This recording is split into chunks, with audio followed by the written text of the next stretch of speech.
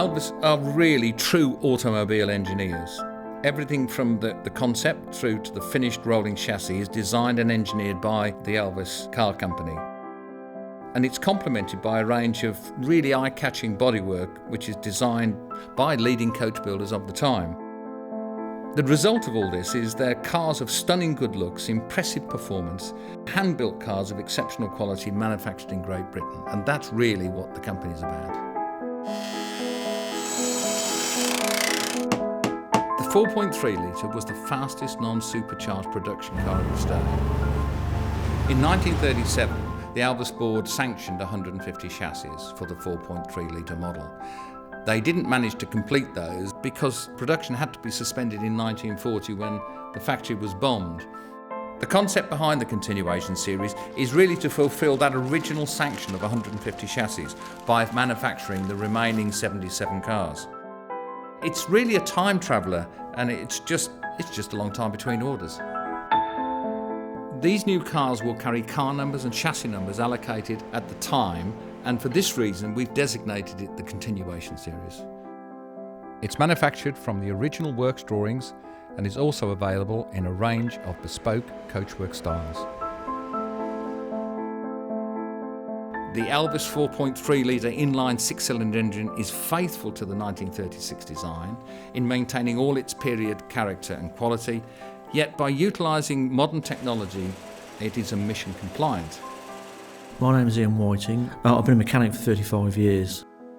The continuation engine is so special because it is actually authentically built as a 1930s engine, but it's been adapted in various ways to run in a modern situation with fuel injection, and of course we have to keep a close eye on the emissions these days.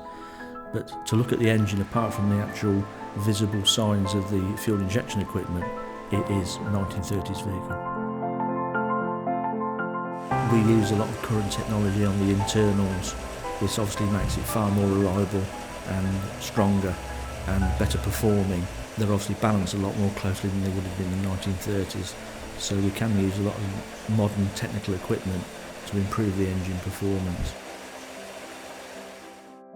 Once the engine's finished and placed into the new car, we can then put it onto our rolling road and drive it in simulated road speeds while we closely monitor it with the Krypton machinery to take in all its specific readings. My name's Frank Clowes and I run the body paint and trim section.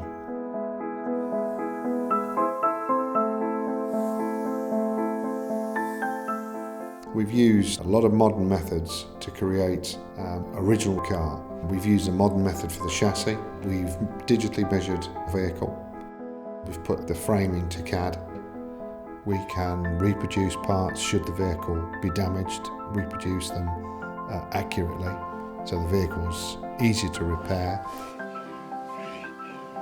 Well, my name is Robert Clark. I do coach trimming, which I use the seats, the leather, carpets, hubs and headlinings, and I've been working on Alvis cars, I suppose, if I went back right to when I was about 15, 16. Well, the new car that's been developed here, that it's still done as if it was an old car come in. It's exactly the same car that I'd done years ago.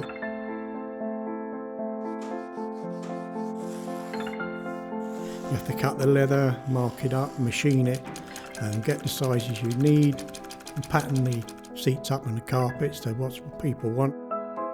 I get just job satisfaction out of it because when you look at the car afterwards, and it really does look nice and you're pleased as punch with it, and you get a lot of feedbacks from the customers now. They get emails come back in saying what a lovely job the car is, and thank Bob for what he's done for me and everything else, and I get satisfaction out of that, definitely.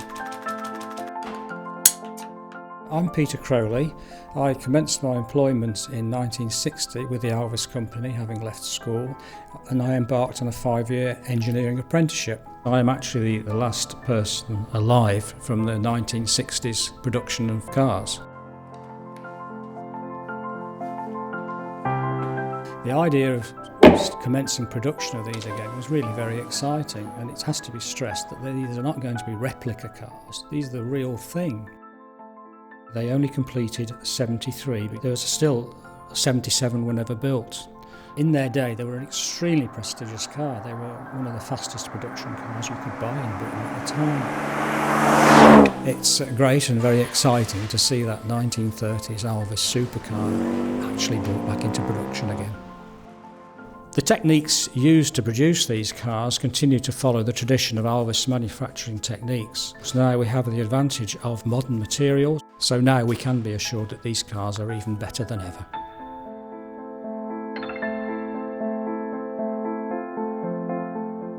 The continuation car is aimed at the new car collector. This is the younger person who really loves the look and the contribution they have to make to driving a 1938 car, but hasn't got to put up with perhaps some of the traditional idiosyncrasies of an old car. If you love classic cars, their availability is very scarce and their reliability is questionable. So really you have the best of both worlds. You've got a true classic car manufactured by the original company to the original specification with improvements, but it has all the modern attributes of a reliable modern car. So you truly have the best of both worlds. They can enjoy it, it's totally reliable, and they're getting the 1938 experience of driving this car, that wonderful feeling of open motoring in a pre-war car.